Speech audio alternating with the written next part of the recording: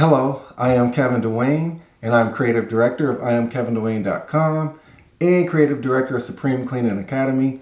Welcome to my YouTube channel.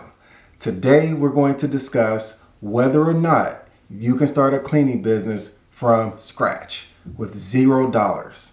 And the answer is yes, and I'm going to tell you how you can do it. So, in today's market, it's easier than ever to start a cleaning business. All you have to do is tap into the right resources and the right social platforms. So if I were starting a business today from scratch, what I would do is I would create a campaign on Facebook. I would hit Alignable, I would hit Craigslist, I would hit Instagram, and I would self-promote myself and let people know that I have a cleaning business and I'm ready to do business. Also, I would go on to different groups and I would ask for membership into different cleaning groups, janitorial groups, and I would post on there and let them know, hey, I have a new business, I'm looking to do business, this is where I'm located, and this is what I'm looking for. And you'll be surprised at how many hits that you'll get and how many responses you'll get just by doing those few simple things alone. And then finally, if I were starting from scratch, I would go to my local supplier and I would ask them, hey, do you have any contacts that are looking for cleaning help?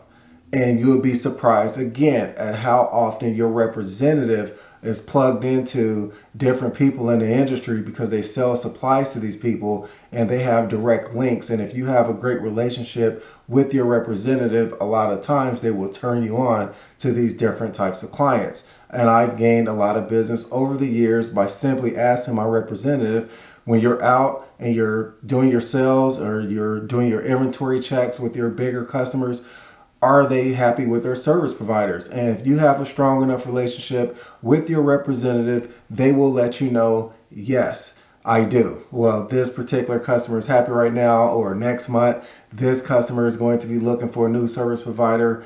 This company is already looking, so on and so forth. Your representative is a huge help when you're trying to find new business. And again, it's an area that a lot of entrepreneurs, they just don't consider. So that's where you're going to have an advantage because you're going to build a relationship with your representative so you can ask them, hey, are there any opportunities that are available for me? So see how that goes. Also, when it comes to supplies, again, your representative, your supplier is your friend. They can do a lot for you. You can get set up on 30-day terms. You can get set up on 45-day terms. If you have a year, a relationship that is extremely strong, they may even set you up on 60-day terms. So that allows you to go and get all the equipment and supplies you need without coming out of your pocket whatsoever until you get your first pay from your customers. And that allows you to go pay your supplier and start operating your business. Now, the key is to understand is that the best way to do this is when you're starting your business on your own. That means without any other outside help, unless it's a spouse or something or your kids. Then it's a little bit different. But when you're starting your business from scratch and you're bootstrapping, the best way to do that is to do all the labor yourself. That way you don't have to worry about payroll costs. You don't have to worry about paying anybody. All you have to do is worry about supplying the labor itself to complete the job. But this helps you learn the business a lot easier as well, because that's what's necessary in order to have a sustainable business long term, is to understand the business from the ground up, from the inside out. So the first thing that you're going to learn when you're doing things yourself is that you're going to pick up skills that you probably didn't have previously before. Because the cleaning industry, yes, I understand you may clean at home, but the cleaning industry, you're cleaning for a commercial building, the supplies you use, the equipment you use, the time that's spent and how you use that time is just a lot different from the consumer sector, and you're just at home using off-the-shelf products from Walmart or wherever you're buying your off-the-shelf cleaning products. The cleaning business is just as different in that respect. But you're going to pick up some core skills, how to properly disinfect, the cleanliness of a restroom, as far as the smell of it, the using different cleaners, the neutral cleaners, the degreasers, and the window cleaners, and all these different types of cleaners that we typically use in the business, the different floor cleaners, so on and so forth. So the skills is one thing that you're going to learn, and it's going to be vitally important moving your business down the stretch long term. The next thing you're going to want to learn is training, because when you're out and you're doing hands-on cleaning for yourself and your business, you're going to learn that, okay, if I need to hire somebody for this building, or if I need to hire somebody for a future building, then I know what the training needs to look like when I start hiring people, because again, that's going to be critically important if you're trying to have a sustainable business. Your business, absolutely, it just won't work if you don't have the right types of people in place, and especially if they're improperly trained. So you're going to get skills on training people the proper way, and in the most effective way as well. So then the next skill that's going to be critical is time management, because the cleaning business is a time business. It's a business that's built on time. So sooner you can finish one contract, you can get to another, and time is money in this business, hands down, through and through.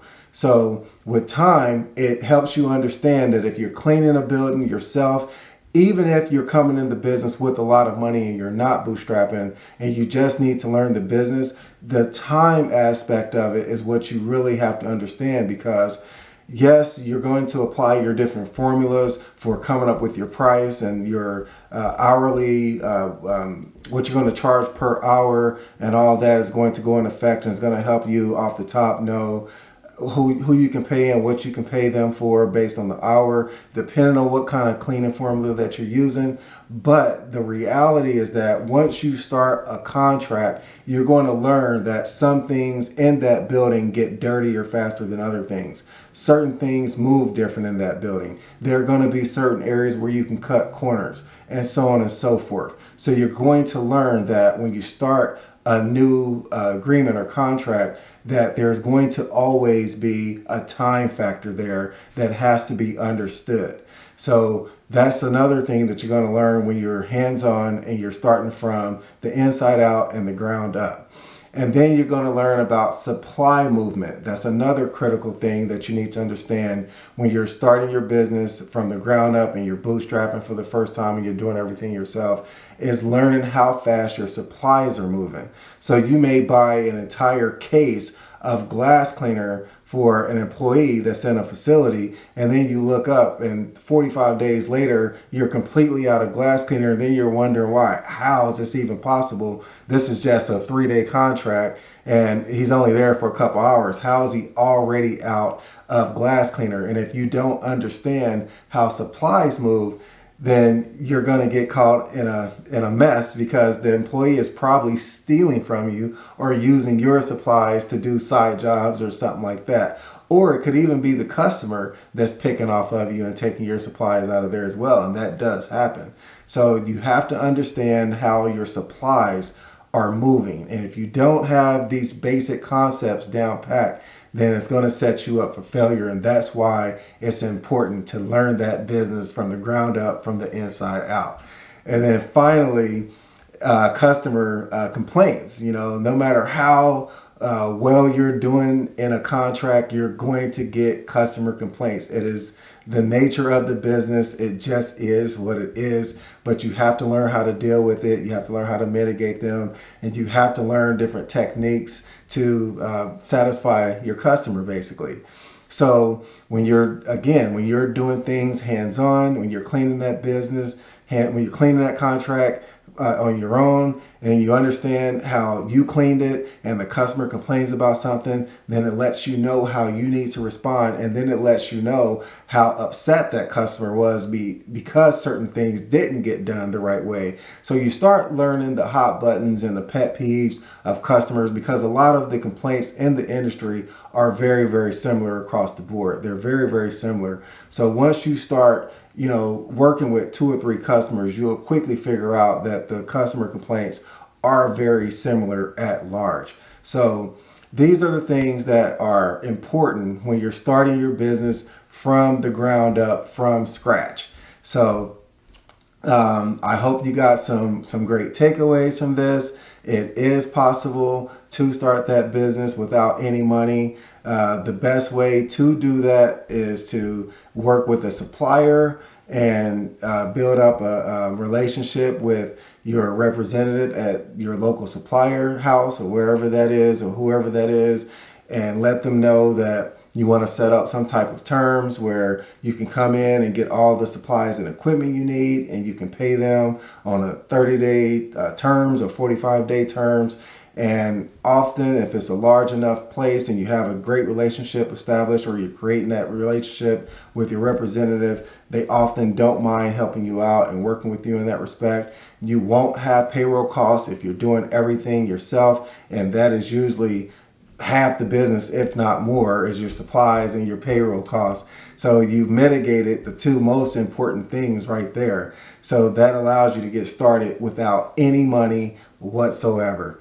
So again, I hope you got some great takeaways from this video. If you haven't subscribed, please subscribe. Be prepared for a lot of new content.